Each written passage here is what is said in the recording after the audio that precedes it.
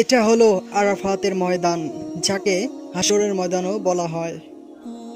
কিয়ামতের দিন পুরো দুনিয়ার মানুষের হিসাব এই জায়গাতেই হবে। মক্কা শরীফ থেকে 25 কিলোমিটার দূরে রয়েছে এই আরাফার ময়দান।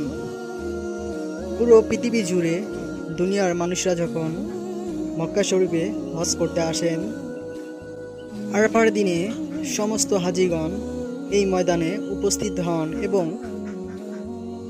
এবং ইস্তেগফার পরে আল্লাহর কাছে নিজের গুনাহ ক্ষমা চেয়ে গুনাহের মাপ চাইতে থাকেন।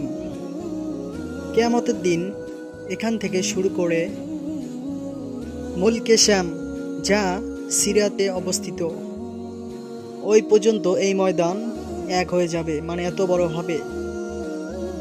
তখন সারা দুনিয়ার মানুষের হিসাব এই ময়দানেই নেওয়া হবে।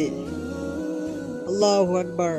আশা করি ইসলামিক ভিডিও ভালোবেসে থাকলে চ্যানেলটি সাবস্ক্রাইব করে সঙ্গেই থাকবেন। একটি লাইক, একটি শেয়ার করতে ভুলবেন না। আল্লাহ হাফেজ।